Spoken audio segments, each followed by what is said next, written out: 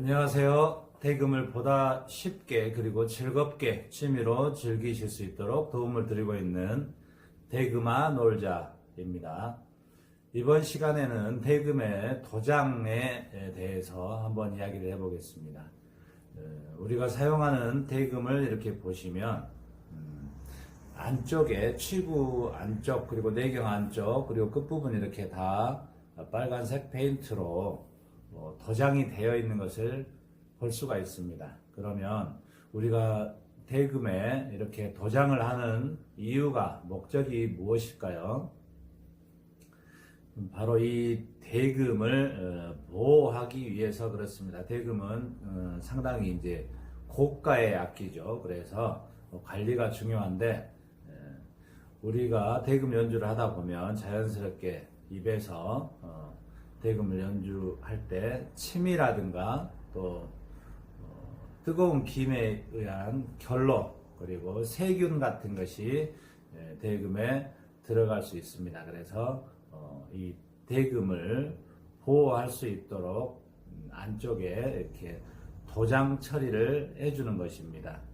도장 처리를 해줘야만 안쪽에 이런 이물질, 침, 수분으로부터 대금을 보호해 줄 수가 있는 것입니다. 그러면 우리가 이렇게 대금을 도장을 하는 도장 재료 그리고 꼭 대금뿐만이 아니라도 이렇게 도장, 즉 페인트를 하는 재료에는 어떤 것이 있을까요?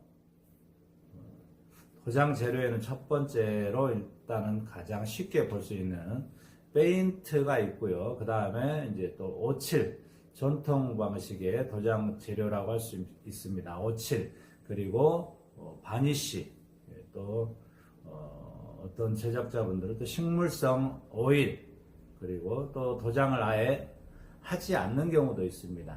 그러면 이렇게 여러 가지 대금에 사용하는 도장 재료 중에서도 페인트를 사용하는 이유가 무엇일까요? 첫 번째로 페인트는 매우 저렴합니다. 도장 재료들 중에서도 가장 저렴한 도장 재료에 속한다고 할 수 있죠. 페인트는 종류에 따라 다르지만 2리터에 약 10,000원도 안 하는 그런 굉장히 저렴한 도료죠. 그리고 구하기도 쉽습니다. 그렇기 때문에 제작자의 입장에서 봤을 때 가장 선호하는 도장 재료가 될 수 있겠죠. 그리고 저렴한데 굉장히 기능적으로는 좋은 그런 기능을 발휘한다고 할 수 있습니다. 그러면 이런 페인트의 종류에는 어떤 것이 있을까요? 일단 첫 번째로 수성 페인트가 있을 수 있고 그 다음에 유성 페인트, 방청 페인트 이렇게 여러 가지 페인트 종류들이 있는데 수성 페인트는 주로 이제 건물의 내부나 외부에 도장을 하는 그런 용도로 사용을 합니다. 물과 섞어서 물을 희석제로 사용하는 페인트죠. 그 다음에 유성 페인트는 마찬가지로 건축물에 쓰기도 하고 또 산업용으로 이렇게 쓰기도 합니다. 그래서 유성 페인트에는 조합 페인트, 에나멜 페인트, 아크릴 페인트, 라카 페인트 이렇게 다양한 종류가 있죠. 그래서 이런 유성 페인트의 다양한 종류들 중에서 주로 대금에 사용하는 것은 이제 라카 페인트라는 재료를 사용합니다. 그리고 이제 방청 페인트가 있는데요. 방청 페인트는 말 그대로 부식되지 않게 녹슬지 않도록 도장을 하는 페인트가 방청 페인트입니다. 그래서 금속이라든가 이런 곳에 주로 이제 프라이머를 칠하는 게 방청 페인트가 되겠습니다. 그러면 우리가 이렇게 여러 가지 페인트 중에서도 특히 이제 대금에는 라카 페인트를 많이 사용을 하게 됩니다. 그러면 라카 페인트를 사용하는 이유가 있겠죠. 라카 페인트의 장점이 있습니다. 라카 페인트는 첫 번째 역시 굉장히 저렴합니다. 아주 저렴한 가격에 쉽게 구할 수가 있고 그 다음에 라카 페인트는 빨리 마릅니다. 빨리 마르기 때문에 대금 제작을 하고 안에 도장을 했을 때 빨리 말라야 판매도 하고 불 수 있겠죠. 그렇기 때문에 굉장히 속건성, 빨리 마르는 라카 페인트를 사용합니다. 이 라카 페인트는 희석제로 이제 라카 신너라는 신너를 사용을 하는데요. 굉장히 휘발성이 좋기 때문에 모재를 빨리 마르게끔 하는 그런 기능을 합니다. 그리고 라카 페인트는 이 페인트 도장을 했을 때 굉장히 두께가 얇게 나오게 할 수 있습니다. 두께가 두꺼운 페인트는 빨리 마르지 않겠죠. 그리고 빨리 마르지 않으면 이제 냄새도 오랫동안 나고, 또 도장재가 너무 두꺼울 경우에 대금 본연의 성질에 영향을 미친다고도 할 수 있습니다. 그래서 가급적이면 저는 페인트를 너무 두껍지 않게 도장을 해주는 것을 선호합니다. 두껍지 않게 도장을 해야만 대금 특유의 대나무에서 만들어지는 그런 아름다운 음색을 갖게 할 수 있고, 또 아무래도 페인트 자체도 대금과 대나무와 다른 이질재이기 때문에 두꺼우면 좋을 것이 없겠죠. 그러면 이런 이제 페인트의 장점들이 있는데, 페인트의 단점도 있겠죠. 당연히 단점도 있습니다. 페인트는 현대에 들어와서 만들어진 도장 재료이기 때문에 화학물질입니다. 화학물질. 우리 천연 성분이 아니죠. 그래서 페인트에는 주로 이렇게 화학물질로 만들어져 있는데 유해한 성분들이 많이 들어 있습니다.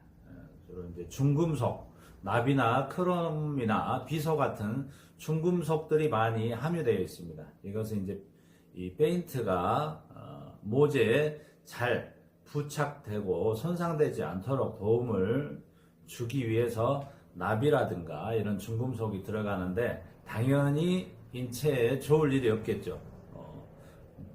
냄새만 맡는 것도 좋지는 않습니다. 우리가 뉴스 보다 보면 페인트나 이런 유해 화학물질을 흡입을 하고 그 환각이 되거나 또 이렇게 사고로 이어지는 것을 볼 수 있죠. 그래서 이 페인트는 인체에 굉장히 유해한 성분입니다.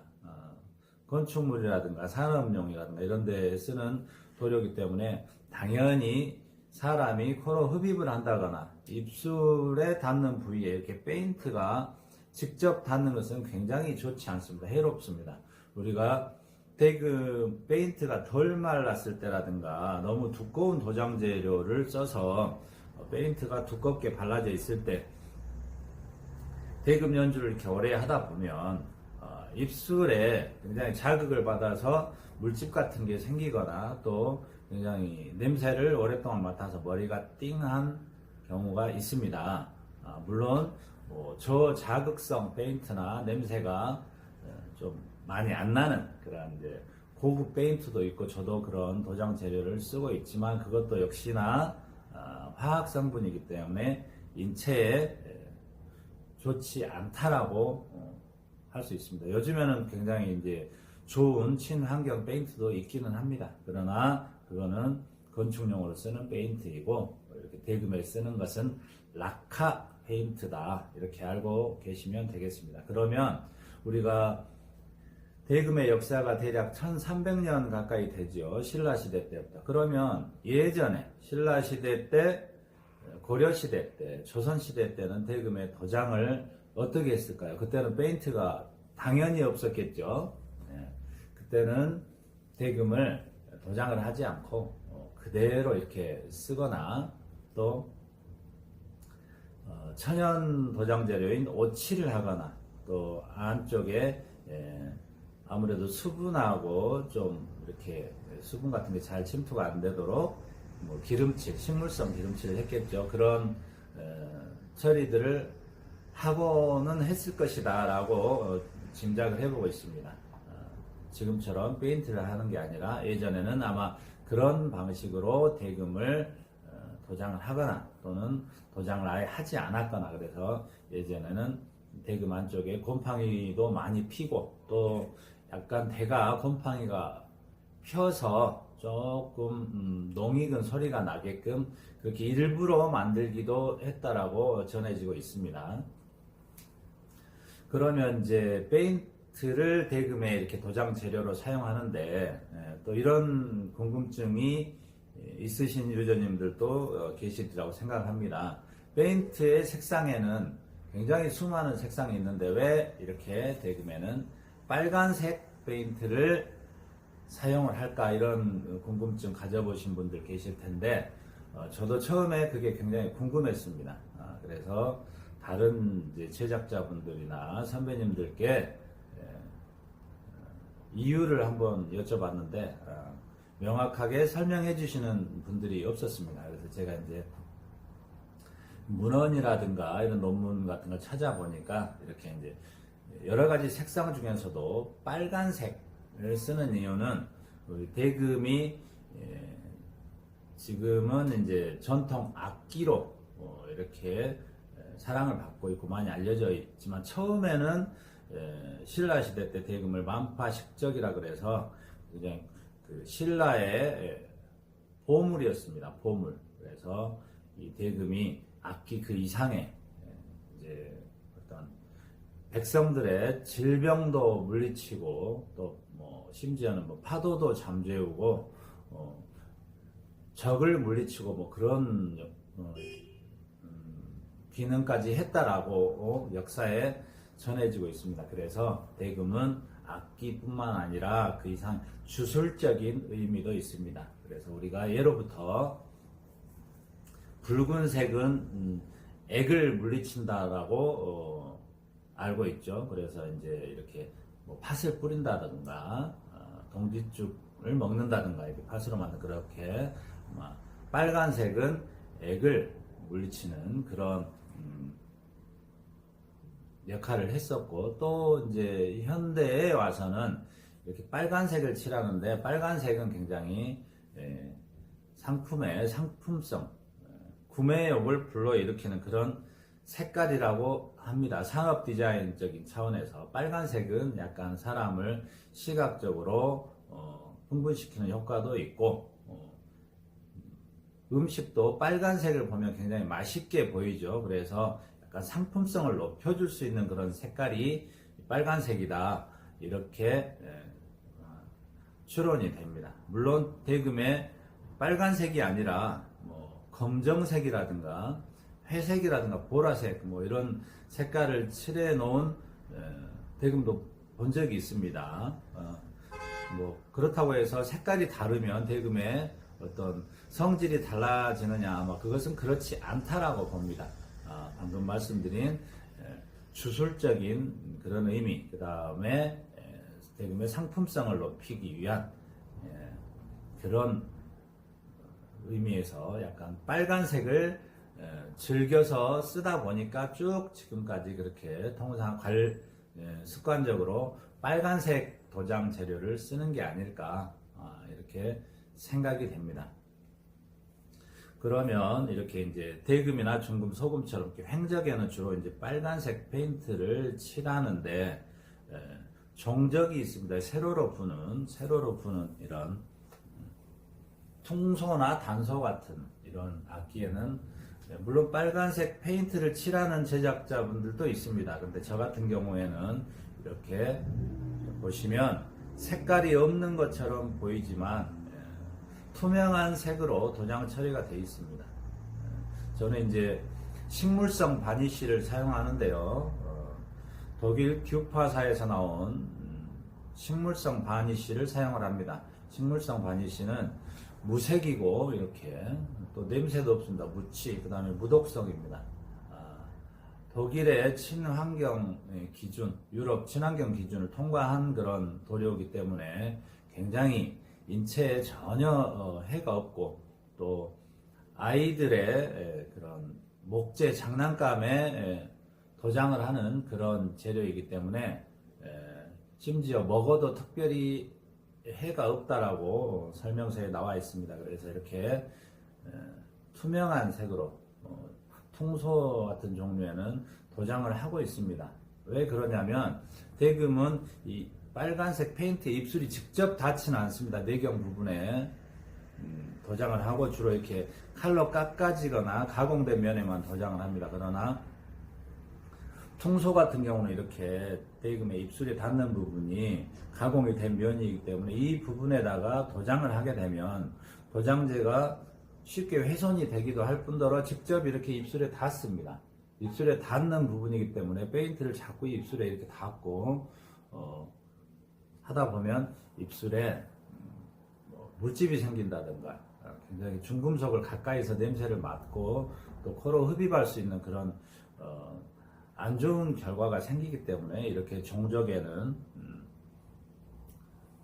친환경 우레탄 바니쉬를 사용합니다. 그리고 때로는 이렇게 이제 페인트에 민감하신 분들한테 대금을 보낼 때는 이렇게 대금도 천연 바니쉬 도장을 해서 보내기도 합니다. 대금도 이렇게 도장을 안 한 것 같죠? 그러나 투명하게 도장이 되어 있습니다. 이렇게 투명한 우레탄 바니쉬를 사용을 하기도 합니다. 그러면 우리가 이렇게 대금에 사용하는 도장 재료는 영구적인 것인가? 그렇지 않습니다. 도장재는 주기적으로 다시 재도장을 해줘야 됩니다. 건축물에도 그렇죠. 한번 칠하면 건축물을 철거할 때까지 그대로 쭉 사용하는 경우도 있지만 건물의 유지 관리 차원에서 몇 년에 한 번씩은 페인트를 다시 칠해주는 게 좋고요. 대금도 마찬가지입니다. 주기적으로 주로 이제 한 2, 3년 정도 계속해서 입김과 뜨거운 호흡이 들어가다 보면 이 페인트도 벗겨지고 손상이 됩니다. 그럴 때 2, 3년에 한 번씩 대금의 위생을 위해서나 또 대금 안에 보면 치구 안쪽에 곰팡이라든가 이물질이 자꾸 쌓여서 곰팡이가 아무래도 생기죠. 그렇기 때문에 위생적 또 대금을 새로 도장을 해주게 되면 새 대금처럼 깔끔하게 외관이 바뀌기 때문에 기분 전환에도 좋습니다. 오늘은 대금의 도장에 대해서 한번 이야기를 해봤고요. 사용하시고 계시는 대금의 관리를 위해서 재도장이 필요하다든가 하시는 경우에는 산내들로 의뢰해 주시면 아주 저렴한 비용으로 깔끔하게 도장을 해서 새 대금처럼 리모델링을 해드리고 있습니다. 오늘은 대금의 도장에 대해서 이야기해 봤습니다. 다음 시간에도 더 유익한 주제로 찾아뵙도록 하겠습니다. 감사합니다.